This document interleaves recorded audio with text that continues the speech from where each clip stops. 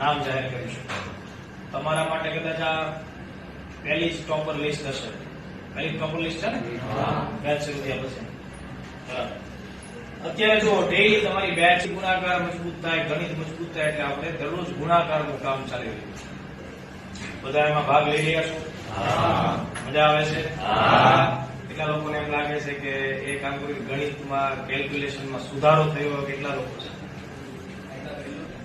તમારું બધાનું ગણિત સારું થયું? ગુણાકાર ઝડપથી થાય છે?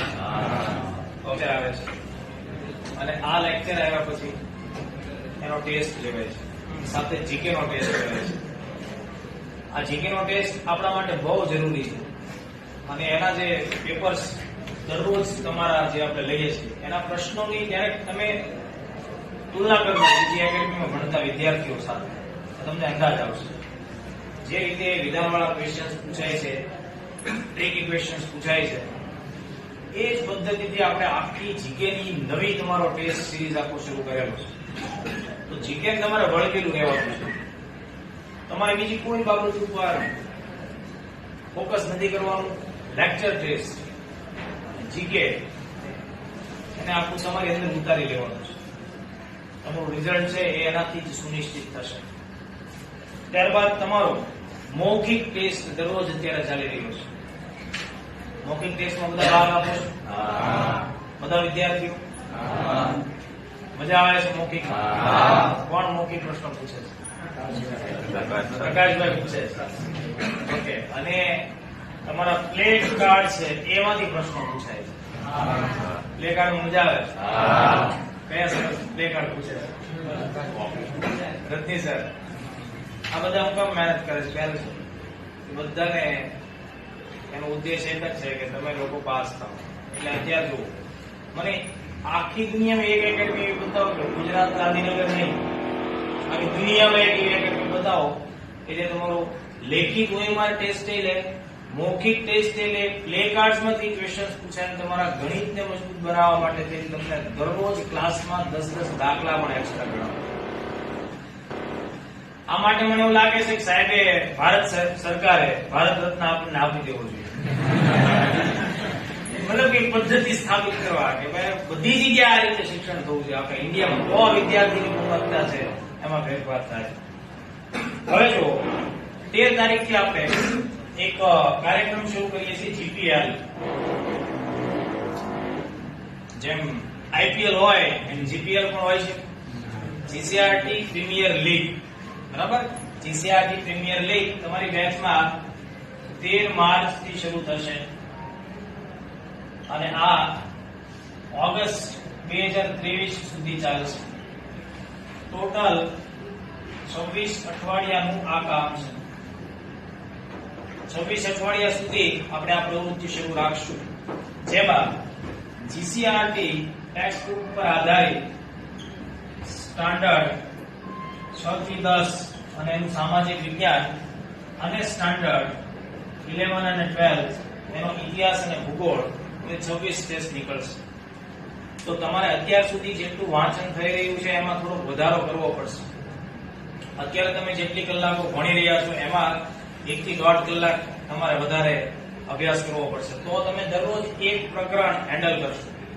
આ જે ટેસ્ટ સિરીઝ છે ને એનું તમને લેખિતમાં હાર્ડ કોપીમાં એક શેડ્યુલ આપી દેવામાં આવશે. બરાબર? ટેલિગ્રામ ચેનલ ઉપર પણ તમને કયા 6 પ્રકરણ હશે એના નામ સાથેની વિગત આપવામાં આવશે. આપણો ઉદ્દેશ ખાલી કોન્સ્ટેબલ એક્ઝામ્સની તૈયારીનો નથી, પણ કોન્સ્ટેબલ બેચમાં ભણો છો તો સાથોસાથ તમારો PSI બનવાનો ગોલ છે એ હાંસિલ થવો જોઈએ અને અન્ય પરીક્ષાઓનો ગોલ પણ હાંસિલ થવો જોઈએ. એટલે માત્ર આ કોન્સ્ટેબલ બનવા માટેની જ બેચ છે એવું ધારીને આપણે ચાલતા નથી. આપણે જીકે ની સાથે આ GCRT છે એનો પ્રોજેક્ટ પણ આપણી બેચ પૂર્ણ થાય છે તો એને પેરેલલ કરવાનું છે. છેલ્લી પરીક્ષાઓમાં જેટલા રિઝલ્ટ આવ્યા છે એ સારા ગણી શકાય, પણ હજુ અમને અંગત રીતે કહું તો સંતોષ નથી. જાજા એટલે ખૂબ જાજા હોવા જોઈએ અને એ બધા તમે બધા છોકરાઓ પાસ થશો. તો નેક્સ્ટ રિઝલ્ટ એવું આવશે એ ઐતિહાસિક રિઝલ્ટ હશે. તમારામાંથી કોઈએ એવું ક્યારેય નથી વિચારવાનું કે તમે નબળા વિદ્યાર્થી છો ટેસ્ટના જો રેન્કર્સના નામ તો સંસ્થાની પરંપરા અને પ્રણાલી પ્રમાણે બહાર પડશે. એમાં જે ટોપર્સ હશે એ 10 વિદ્યાર્થીઓને આપણે દર મહિને સન્માનિત કરીએ. તમે જો એમાં સ્થાન ધરાવો છો તો સારી વાત છે, પણ સ્થાન નથી ધરાવતા તો તમારે નાસીપાસ કે નિરાશ થવાની જરૂર નથી. તમારો ગોલ છે તમારા પાછલા રિઝલ્ટ કરતા વધુ પરફોર્મન્સ આપવું. આ પદ્ધતિ તમારે રાખવાની છે.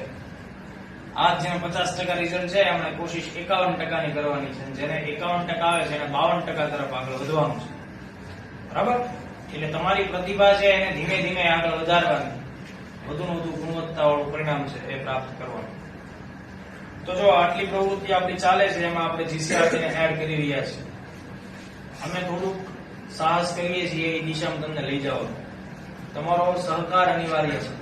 તમારે બધાએ એના માટે ખૂબ વધારે વાંચો. ખાલી એક પદ્ધતિ છે એમ નહીં કે ભાઈ ચલો સોમવારે રિવિઝનની સાથોસાથ 50 ગુણની એક એક્સ્ટ્રા ટેસ્ટ સાહેબે નિયમ બનાવ્યો તો આપણે આપી દઈએ, એવું નહીં. પૂરી તાકાત કોશિશ કરવાની, વધુ ને વધુ માર્ક્સ આવે એ પ્રકારનો પ્રયત્ન કરવાનો. ખાલી દેખાવ કે પ્રોસીજરના પાર્ટ સ્વરૂપે આપણે આ કામ નથી કરવા ઈચ્છતા. તો તમે બધા પૂરી તાકાત લગાવશો ને જીકે ની સાથે જીસીઆરટી માં? પાકું ને? ફિઝિકલ રનિંગ ને દોડ ને બધું હશે, એમાં થાક લાગશે અને એની સાથોસાથ આ કલાકો હેન્ડલ કરવાની છે, થશે ને? બસ. તો જો આટલી કામગીરીની અપેક્ષા આપણે રાખવાની છે. ઓકે, ચલો હવે ગયા મહિનાના જે રેન્કર્સ વિદ્યાર્થીઓ છે તમારા ક્લાસમાં સૌથી પહેલો નંબર 1021 માર્ક્સ ની ટોટલ ટેસ્ટ ફેબ્રુઆરીમાં લેવાની. 1021 માંથી 833.5 ગુણ સાથે એટલે કે 81.6% રિઝલ્ટ સાથે Patel Pavan Pankajkumar, please come to stage. Roll number 17.